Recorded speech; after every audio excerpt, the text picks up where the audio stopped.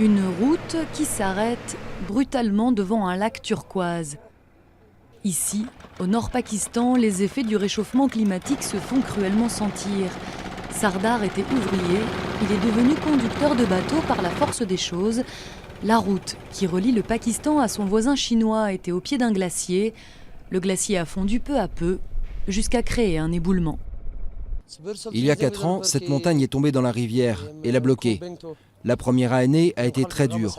On n'avait aucun moyen de transport et cette zone était coupée du reste du monde. La rivière a peu à peu créé ce lac qui a tout recouvert. Encore aujourd'hui, il y a des maisons, des terres, des jardins, des constructions qui sont sous l'eau. Ce lac de 10 km de long a englouti 5 villages. Désormais, pour faire du commerce avec la Chine, pas le choix, il faut prendre le bateau. Une situation qui sera amenée à se répéter dans le futur. Selon les experts scientifiques, la température risque d'augmenter de 2 à 5 degrés sur la planète durant le siècle qui vient. Pour le Pakistan, cela signifie une énorme catastrophe à moyen terme. In countries like Pakistan, 70 to 90% of agriculture depends on the glacial melt. Dans les pays comme le Pakistan, entre 70 et 90% de l'agriculture dépendent de la fonte des glaciers. En ce moment, pour les prochaines années, nous aurons plus d'eau disponible.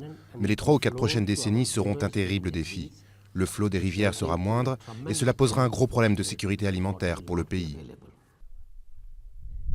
On appelle ces montagnes le troisième pôle. L'Himalaya a une telle concentration en glace que ces montagnes alimentent les rivières de tout le sous-continent.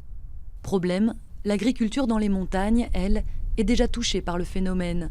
Ce village était situé en aval du glacier. Il y a encore une dizaine d'années, les champs regorgeaient de pommes de terre et de petits pois.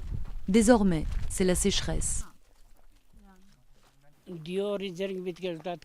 Autrefois, ce glacier était très haut et nous avions beaucoup d'eau. La glace cassait et fondait dans nos champs. C'était facile d'avoir de l'eau. Mais les choses ont changé. Le glacier était beaucoup plus haut que le lit d'écoulement.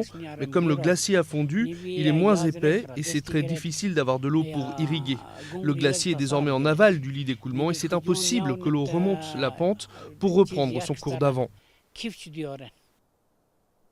5 des 14 sommets de plus de 8000 mètres sont situés au Pakistan, ce qui en fait un des plus grands réservoirs d'eau douce de la planète. Mais les spécialistes s'inquiètent, le pays n'a pas les moyens de faire face au manque d'eau. 200 millions de Pakistanais en dépendent pour l'agriculture et donc pour leur vie quotidienne.